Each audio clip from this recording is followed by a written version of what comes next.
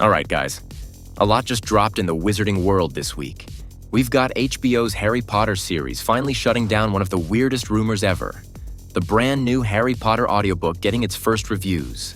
Tom Felton going full Malfoy on The Tonight Show, and wild rumors about Hogwarts Legacy II that could change everything. Hit like and subscribe if you don't want to miss the madness, because this one's packed. Alright, so let's get into the most confusing rumor that's been circling the Harry Potter fandom these past few weeks. This whole HBO's Harry Potter series will have a narrator thing. Yeah, that story absolutely exploded online. It started with a small blog post on Redanian Intelligence, which claimed that British actor Tom Turner, the guy from Cruella and Rogue One, had secretly been cast as the series' narrator.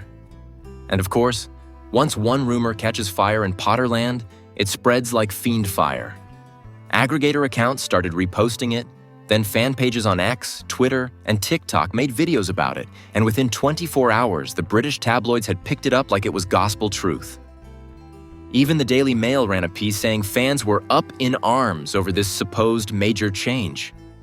They quoted people online saying stuff like, "Why would you narrate Harry Potter?"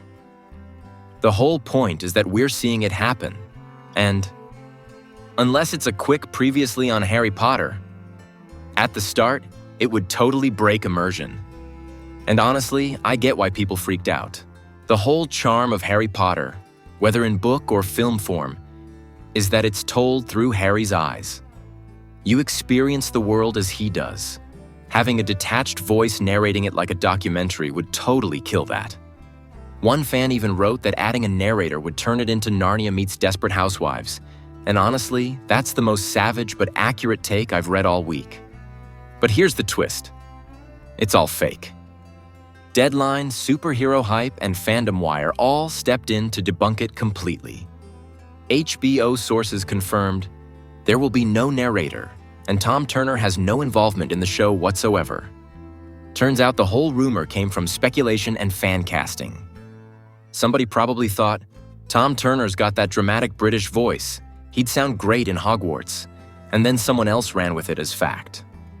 What's funny is that while the Daily Mail kept milking fan reactions, Deadline quietly posted the real scoop. HBO's creative team, writer/showrunner Francesca Gardner and director Mark Mylod, both from Succession, never planned a narrator at any stage. The new series is being filmed entirely in the UK with a cinematic approach. Basically, they're building it to feel like a prestige drama. Think House of the Dragon, not Once Upon a Time. So yeah, mystery solved. No omniscient voice guiding us through Hogwarts, no bedtime story vibes, just raw, acted-out storytelling. And honestly, that's a relief. It shows HBO isn't trying to reinvent the wheel, they're just trying to polish it. The series is still set to release in 2027. Filming has been underway since summer, and security around the Leavesden Studios set has actually been tightened after a break-in last week.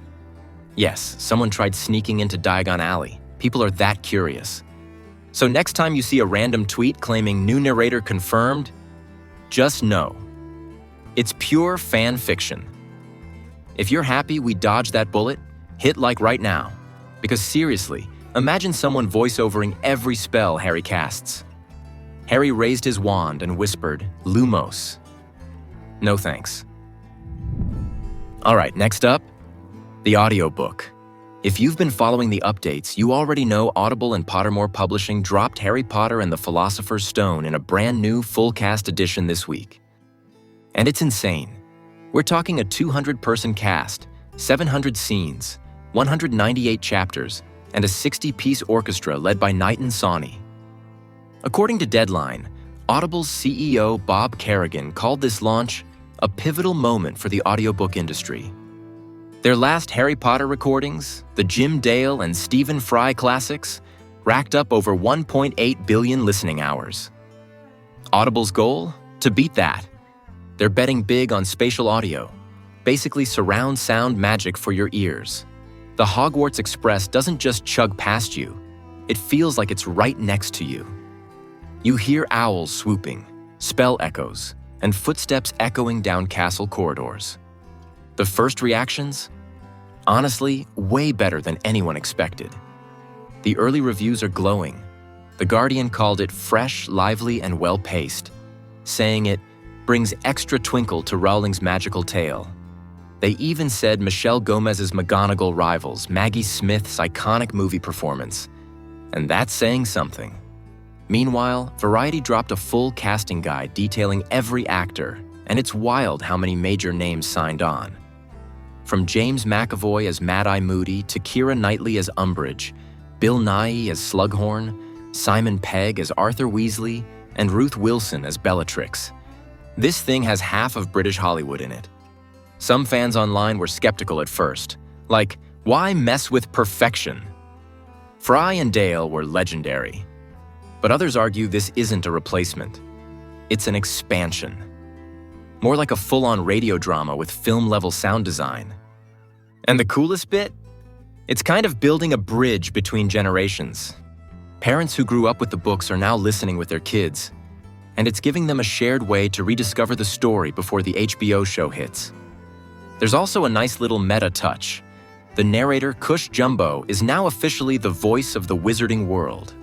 She'll be across all 7 books, giving continuity to the entire production. So what's the verdict? If you're someone who usually listens to podcasts or cinematic audio stories, this thing's a game changer. It's basically Harry Potter, the radio series, and it slaps. Audible clearly sees this as more than nostalgia. It's a business move. A tentpole release to attract new subs, yes, but also a proof of concept that audiobooks can feel like full productions. And it's working. Early stats show it already hit the top of Audible's charts in under 24 hours. So yeah, the old single-voice versions will always be there, but this one? This is the version that might get the TikTok generation into audiobooks again. If you've listened already, drop your rating in the comments, out of 10. And if you haven't yet, maybe give it a try before Chamber of Secrets drops in December. Oh, and don't forget to subscribe, because we're following every release through to Deathly Hallows next May. And if the reviews keep climbing, this could become the definitive Potter experience for the next decade. Okay, let's talk Tom Felton. The man, the myth, the original blonde menace. He just popped up on The Tonight Show with Jimmy Fallon. And honestly, it might have been his most entertaining interview in years. Felton's returning to play Draco Malfoy again, this time in the Broadway production of Harry Potter and the Cursed Child. And get this, it's been 25 years since he first got the role in Sorcerer's Stone. He told Fallon, "I'm spending the next few months in New York, reprising a role I started 25 years ago." The audience went wild, obviously. Fallon then showed him a photo of young, smug Draco and asked if he'd ever considered going blonde again. Tom's reaction, no. What a slimy prick he is. Classic Felton. He also admitted he auditioned for both Harry and Ron before getting cast as Draco. Then he joked, didn't get the part for Hagrid either. But the best part of the interview? He said he still doesn't know how the stage magic works in Cursed Child.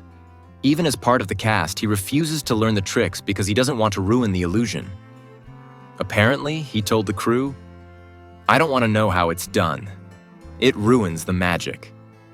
Respect. And yes, he had to relearn how to use a wand. He even joked about being rusty and shouting Expelliarmus like it's 2002 again. Draco in Cursed Child is older, a father now, and Felton said it feels odd to play Malfoy Sr. after being Malfoy Jr. his whole life. He said, Lucius wasn't exactly a great dad, so Draco's trying to break that pattern. So yeah, Draco's getting a redemption arc. In Broadway form. It's crazy how Felton's still the face of Slytherin energy, but he's kind of the most lovable guy off screen. And also, if you haven't seen his Tonight Show interview yet, go check it out later. It's pure gold. And hey, if you're rooting for Felton's comeback, smash that like button for our favorite reformed Slytherin. What the hell is happening? Alright, now for the chaos in the gaming world. Hogwarts Legacy II. Fans have been dying for official updates, but the only thing we've gotten lately is confusion. According to Gaming Bible, Comic Book, and Reuters reports, Warner Bros. Discovery is literally up for sale right now, and that could mess up everything. Netflix, Paramount, and even Disney have apparently shown interest in buying parts of Warner Brothers. And that's where things get tricky, because Hogwarts Legacy II was supposed to tie directly into the upcoming HBO series. That's right. According to Old Variety and Warner Brothers interviews, the sequel's story was meant to connect with the show's lore.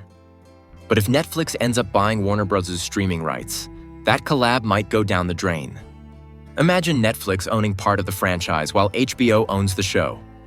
Yeah, it's a mess. But that's not even the main issue. Recent job listings from Avalanche Studios, the developers behind Hogwarts Legacy, mention they're working on an online multiplayer RPG. Cue the panic. Because that means Hogwarts Legacy II might be going multiplayer, possibly even MMO. Fans are split. Some are hyped at the idea of exploring Hogwarts with friends, but others, they're furious. Let's be real. The magic of Hogwarts Legacy was its solo experience. Just you, your wand, your house, and that world. No random players spamming spells in the Great Hall. As Comic Book put it, this could turn into another case of the everything must be multiplayer trend, chasing profits over what fans actually want.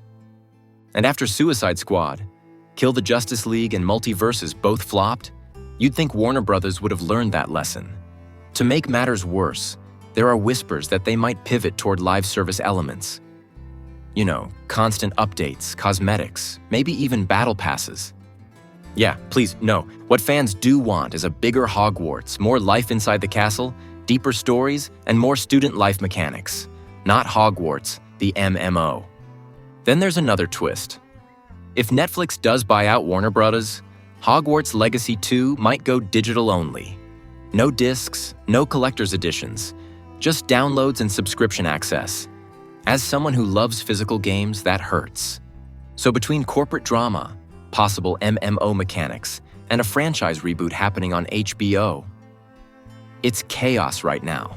Let's just hope Avalanche remembers what made the first game special. Being alone in Hogwarts, no chat box, no battle royale broom fights.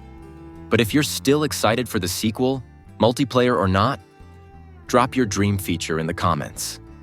What do you want to see most in Hogwarts Legacy 2? So yeah, in 1 week we've gone from fake narrators and real audiobooks to Malfoy's Broadway comeback and Hogwarts going online. Honestly, it's never boring in the wizarding world.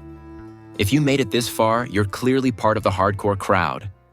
So go ahead and hit subscribe, because I'll keep covering everything that drops before the HBO series hits in 2027. Oh, and don't forget to like the video if you think Harry Potter's better without a narrator, because we dodged a real spell there. See you in the next one. Peace.